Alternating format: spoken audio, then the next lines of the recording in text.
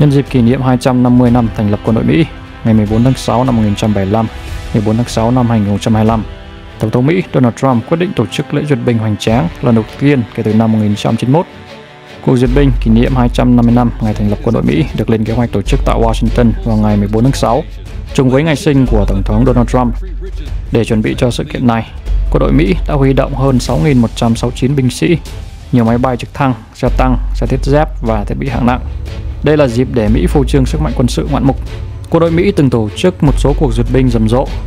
Lần gần đây nhất là vào năm 1991, sau chiến tranh vùng vịnh dưới thời Tổng thống George H.W. Bush. Hàng nghìn binh lính duyệt binh qua các đường phố của Washington và New York cùng với xe bọc thép và máy bay chiến đấu. Trước đó, các cuộc duyệt binh chủ yếu liên quan đến các sự kiện lịch sử lớn như chiến thắng trong hai cuộc chiến tranh thế giới hoặc lễ nhậm chức Tổng thống, đáng chú ý là lễ nhậm chức của Tổng thống Eisenhower năm 1953 và 1957, hoặc Tổng thống Kennedy vào năm 1961, với sự góp mặt của pháo hạng nặng, tên lửa hạt nhân và thậm chí cả mô hình tàu ngầm. Nhưng kể từ khi chiến tranh lạnh kết thúc, Mỹ không còn tổ chức lễ duyệt binh nữa. Vậy tại sao nước Mỹ lại quyết định tổ chức duyệt binh vào năm nay? Ngày 14 tháng 7 năm 2017, Tổng thống Donald Trump đã tham dự cuộc duyệt binh tại Paris với tư cách là khách của Tổng thống Pháp Macron, đánh dấu kỷ niệm 100 năm ngày Mỹ tham gia chiến tranh thế giới thứ nhất vào năm 1917. Bị cuốn hút bởi sự pha trộn giữa sự trang trọng, kỷ luật quân đội và các biểu tượng yêu nước, ông Trump đã mô tả sự kiện này là một trong những cuộc duyệt binh vĩ đại nhất mà ông từng thấy. Ngay khi trở về Washington, ông đã ra lệnh cho Lầu Năm Góc chuẩn bị cho một cuộc duyệt binh tương tự trên đất Mỹ. Nhưng trong nhiệm kỳ tổng thống đầu tiên của mình, ông Trump chưa thực hiện được mong muốn này. Năm 2020, nước Mỹ đã tổ chức một cuộc trình diễn trên không vào ngày Quốc khánh, ngày 4 tháng 7. Máy bay chiến đấu của Mỹ bay qua các thành phố chủ chốt trong cuộc chiến tranh giành độc lập trước đây như Boston và Philadelphia. Đối với Tổng thống Trump, cuộc duyệt binh ngày 14 tháng 6 này là một công cụ củng cố hình ảnh của ông như một tổng tư lệnh quân đội mạnh mẽ và yêu nước. Bằng cách phô diễn xe tăng, trực thăng và lính dù, ý tưởng của ông chủ Nhà Trắng là kết nối người dân với binh lính.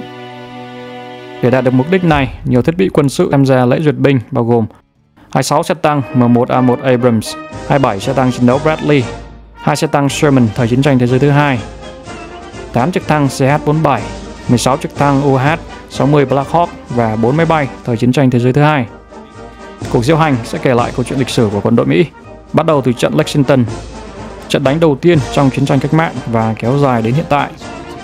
Mỗi cuộc xung đột sẽ có 150 binh sĩ mặc trang phục theo thời kỳ lịch sử, theo sau là hàng trăm binh sĩ mặc quân phục hiện đại. Trong vài tuần qua, các nhà tổ chức của quân đội Mỹ đã lên kế hoạch tỉ mỉ để đảm bảo toàn bộ cuộc diễu hành kéo dài đúng 90 phút. Theo nhiều nguồn tin, ban đầu Tổng thống Donald Trump muốn tổ chức một buổi diễu binh quy mô lớn và theo phong cách kiểu Nga hay Trung Quốc. Tuy nhiên, sau đó quân đội vẫn quyết định giữ truyền thống và tổ chức theo kiểu cũ, tức là quân nhân sẽ đi một cách thoải mái và thư giãn hơn trong đội hình, không phải kiểu nghiêm nghị, cứng rắn.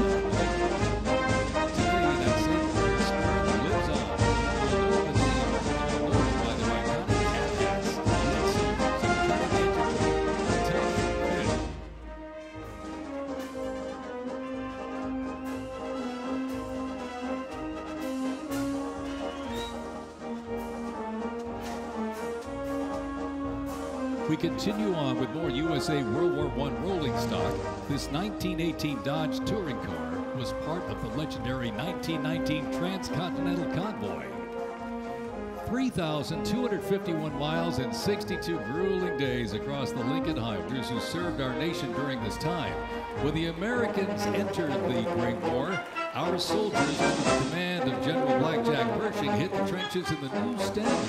It was the olive drab winter service uniform. Now on their heads you see a steel helmet with sand texture paint built to deflect deadly shrapnel from above. That bullet from battle tough to the duty. Những chiếc máy bay đầu tiên bắt đầu bay qua vào phút thứ 13, bao gồm 2 máy bay ném bom B-25 Mitchell, 4 máy bay tiêm kích P-51 Mustang và một máy bay vận tải C-47 Skytrain.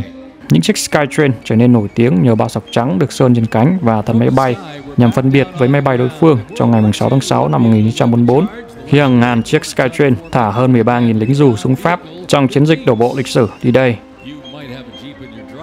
Cuộc diễu hành sau đó sẽ tái hiện các giai đoạn lịch sử tiếp theo như chiến tranh vùng vịnh, cuộc chiến chống khủng bố và thời hiện tại với các khí tài như xe tăng M1A2 Abrams và các phương tiện chở quân khác như Bradley hay xe chiến đấu Stryker.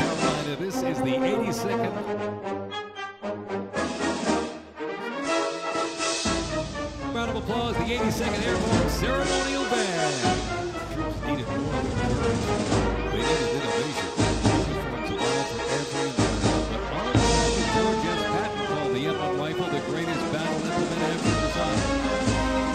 The iconic Sherman tank is here, ladies and gentlemen. It was the cornerstone of the U.S. Armed Forces, showing its military might in World War II. It became one of the most influential tank designs of the 20th century. The M4 tank was nicknamed the Sherman tank after Civil War General William Tecumseh Sherman. Actually, it was named by the British. With almost 50,000 produced during World War II, the Sherman tank was in active service until 1957. In World War II, the M16 was a force to be reckoned with. It was a self-propelled anti-aircraft weapon with speed, firepower, and grip. Nicknamed the Big Chopper, its quad 50-caliber round could unleash 2,300 rounds a minute. Quite devastating. It served through Korea, Vietnam, and beyond, and remains in use in various areas to this day. The M16 Amtrak brings the fight wherever it goes.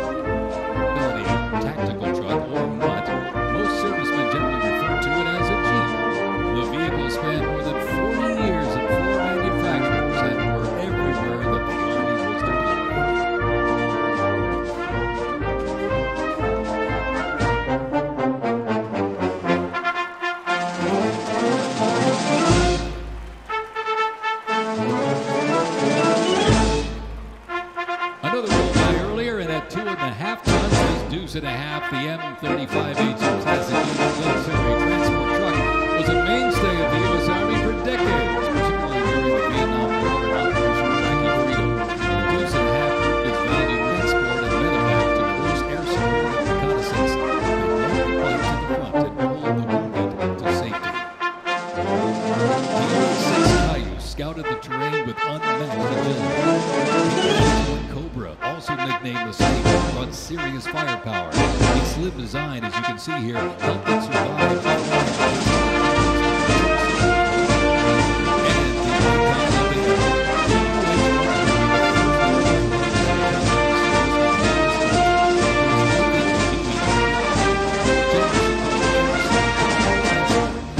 Evacuation and ground attack missions. Three iconic Army symbols in the sky.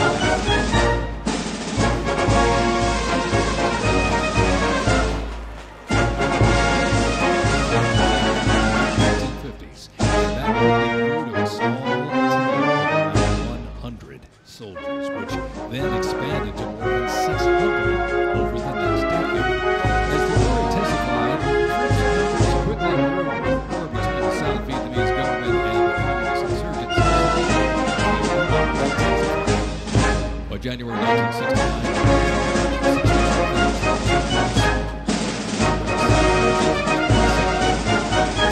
the United States began and the last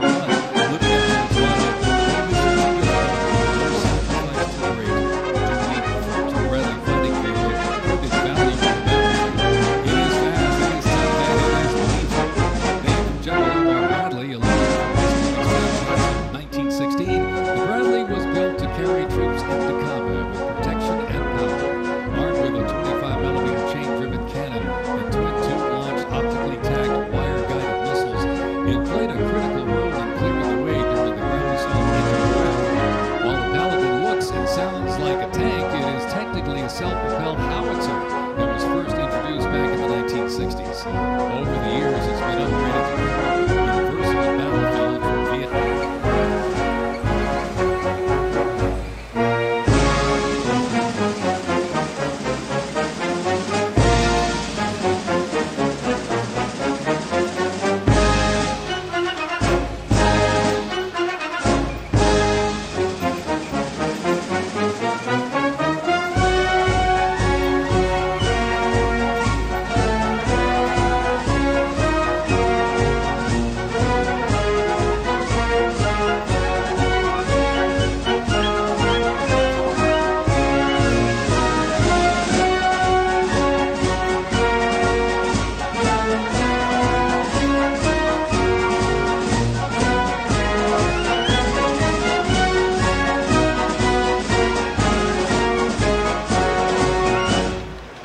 First used in Operation Desert Shield and Desert Storm, the M19 howitzer brought precision firepower to the front lines. Lighter and more mobile than larger artillery, it was built for the infantry brigade, able to fire high into the air and go directly at the target depending on the mission. Whether used in battery formation or as a standalone, let the M19 deliver reliable, responsible fire when it mattered most.